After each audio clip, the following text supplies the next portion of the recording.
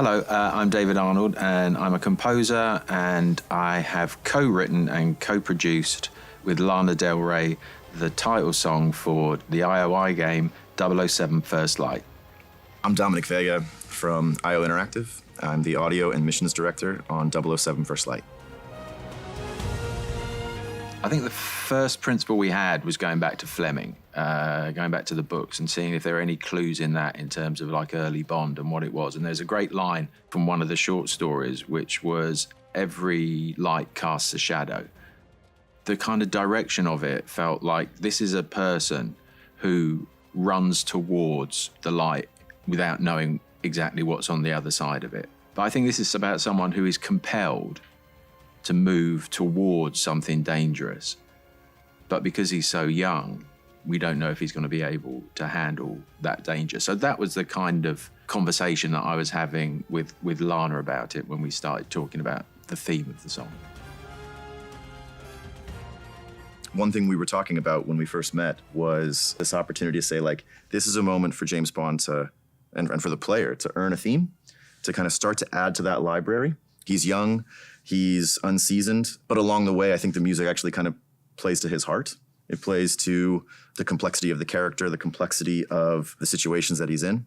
But when you're trying to balance the needs of what does James Bond need, what does James Bond need in a game, and what does a game need to successfully communicate to the player, we had to strike a balance of being loud, being forward with music.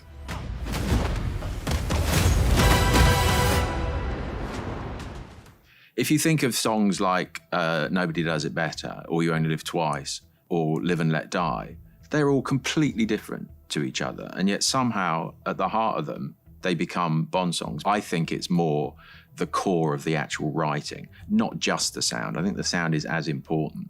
I think the music has to get to the core of the character somehow. And the great thing about James Bond Will Return is that you get a chance to redefine it again and again and again. And people still keep coming back to find out what happens next. I think the music for this, the song especially, sort of takes a sort of look upon him from above in a way that sometimes knows what's going to happen to him. And the fact that we question, are you going to engage with this? Are you going to play this game, which is what your life is going to be, is kind of like a commentary on it, as well as being at the core of it. It took me a while to get to that conclusion, and I'm not going to pretend that I knew that at our first meeting, but that's the whole point of having discussions about these things. Yeah. It's like getting to the heart of what it is. From a sound and audiophile perspective, there's nothing like it. And bringing in all the best players in the world, it was something we had to do. The soundtrack is going to be with the player for hours and hours and hours as they play this campaign, and we wanted to do that justice. We also wanted to do justice to the song that's playing at the head of this, right? So there's little moments and little callbacks and references and things that, frankly, just come across the screen a lot better when you've got these amazing players in this amazing space. Started off, the first thing we did, we had like a 4-hour conversation. We were talking about, like, this is what the game feels like, this is what the character, I think, feels like. These are the little things that I've thought of in terms of lyrical ideas, but I mean, I really wanted to leave that to her because she just comes up with such amazing sort of lyrical ideas, and also she's got to sing it, and I think it's really important that the person who's delivering the vocal truly believe everything that she's doing. And she was so interested in it and so engaged with it that she really, I think, dug deep on this one, and I think really wanted to do it, and I think that's a huge plus.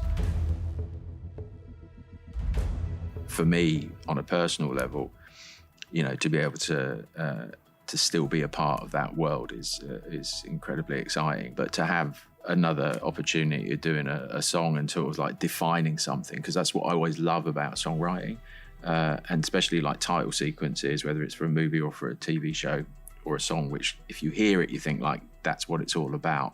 For me, that's the clue. That's the thing that unlocks everything. And if we can get the song right, then everything else can be right as well. So the opportunity for doing that again was amazing. And I remember the first time I sat down at the piano and I was thinking, like, it's been a while since I've actually written a Bond song for a Bond project, an actual song. And I think I wondered if I could still do it. And then it was like those first two chords happened. I go like, oh, there it is. Sometimes it comes, and sometimes you have to really dig it out, you know. So it took a bit of digging out afterwards, but just that ba-dee-dum, ba-da-da, that was like, okay, I am led now. I'm led into the next part of it. And once you start that, you just have to follow where it leads you. And with a song, I find that a lot of the time things get thrown away. You know, it's like, because you finish it, you get to the point, and you take a step back and you listen to it and you go like, it might be good, but it's not right. But you have to disassociate yourself from it at the point when you've written it and be really super critical and say, is this right?